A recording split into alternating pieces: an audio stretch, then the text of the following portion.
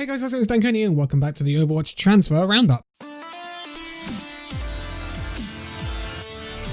So we are in the off-season of the Overwatch League now. We have had the overall playoffs, we've had the grand finals, we know our winners, San Francisco Shock, and this means the activity starts to pep up. It starts to get quite active in the transfer market when it comes to the Overwatch League because everyone is now starting to shift players out, starting to shift staff out, and they're starting to prepare for 2021. Now, there is a caveat to things that happen in the Overwatch League at this point. So, some teams and some players will run out of contract, and therefore they will be LFT, they'll be looking for a team. But it doesn't necessarily mean that they are leaving the team they are currently on. I know there is a suggestion about Moss, and Moss put out a thing about saying he was looking for a team. He wasn't looking for a team because he'd been ditched by the San Francisco Shock. No. He was looking for a team because his contract had run out. So he wasn't tied to the Shock anymore. So every team, including the Shock, could sign him. So this happened with EQO last year where he supposedly left the Philadelphia Fusion and then a couple of days later he signed for them again. This is because he was out of contract and then they reassigned him. So this is something that may happen with Moss. And that's why he's not actually on this list. Because he's still technically with the Shock, but he can sign for anyone. It depends. Like, if he wanted to move on and someone wanted to pay the money for him, then he could go to somewhere else. It's completely up to Moss because San Francisco Shock's contract is up. But he may also still just stay on with the Shock. So, right. Let's get into this then. We left off last week, Washington Justice and Wiz, so we're going to carry on from there. We have an outgoer at the Angry Titans. A lot of these are going to be outgoing, so you have to bear with me with this one. So, outgoer at the Angry Titans. This is the French coach Buell. He will be leaving the Angry Titans and will no longer be assigned. A lot of this will be leaving a team and no longer assigned. A lot of it is out and not a lot of it is in right now. Especially with the Overwatch League making a lot of moves. We're not hearing the people coming in yet. We're only hearing the people going out because this is when contract negotiations start and this is when contracts run out. So this is why we are seeing things like that. So I wish Buell all the best going forward, and I hope he finds another team. Then we have a movement in North America. This is Sasuno letting go of the American tank player Niche. He will no longer be assigned and will be looking for a team. I wish him all the best moving forward. Then we have more movements in North America with Karasuno, where we see them letting go of the support Drake. And then they also let go of the Argentinian DPS Valen. Valen's been around the South America, North American Contenders scene for a while, going from team to team. So I hope he finds another team. They will be unassigned.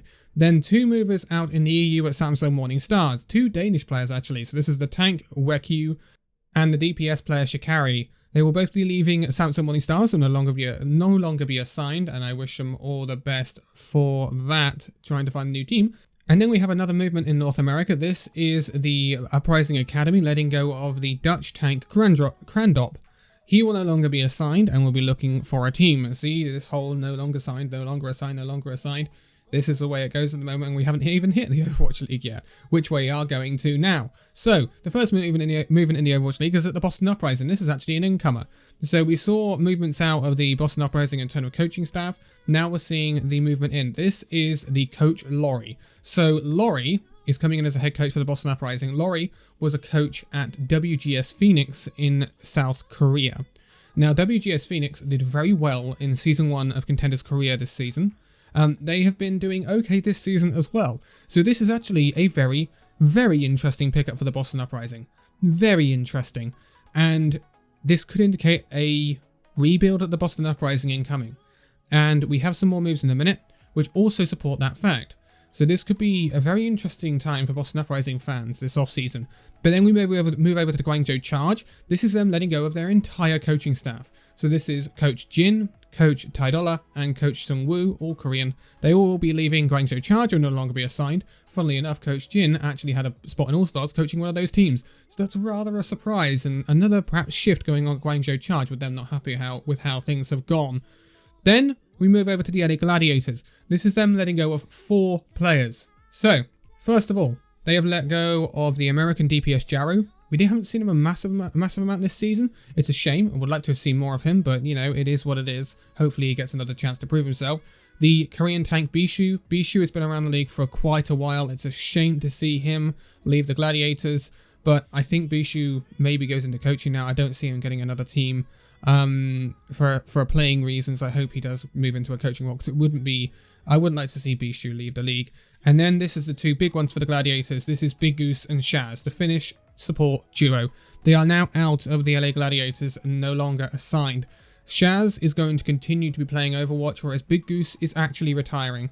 Now, these two players have been at the LA Gladiators since the start. They have been there for 3 years, and they have been a very consistent support duo. Have they been consistently good enough for the Gladiators? That's a question we can ask, but they've been very, very consistent. So this is a big move by the Gladiators to completely obliterate the support line they've had for such a long time and relied on, and it will be interesting to see where the Gladiators go with this. There's going to be obviously some changes, and we'll see what supports they pick up. But this is a big move by the Gladiators, and it indicates a big, big off-season coming up for the purple side of LA. And where could Shaz go? If London go all European, maybe they go to London. Maybe he goes to London. I don't know. But then we have a movement at Dallas Fuel. This is Unco, the French support, leaving the Dallas Fuel. He will also be retiring alongside Big Goose. Unco is moving over to Valorant, I believe. Not too much of a surprise. We haven't seen much of Unco at Dallas. To be honest, we're waiting for news on AKM as well. AKM should be leaving Dallas this off-season, I would imagine. We have not seen him at all in 2020. And he is just dead wood at Dallas at this point. So Dallas should be going through a rebuild this season, this off-season, I would expect. So it'll be interesting to see what happens. But now we move back to Contenders, North America to be specific. Back to Karasuno, where they have let go of the Korean tank player Jung Bin. He will no longer be assigned and will be looking for a team. And they've also let go of the manager Clickbait, the Australian manager Clickbait, and he will no longer be assigned and be looking for a team. So I wish him all the best. Now, moving over to Korean Contenders, WGS Phoenix. We've talked about them already. This is the Korean support player Dodobi, or Dobi. He was inactive at WGS Phoenix because he was a coach at WGS Phoenix. And he went over to 200 Milliseconds, who are a North American Contenders team that are all Korean, that are playing on massive ping, hence the name.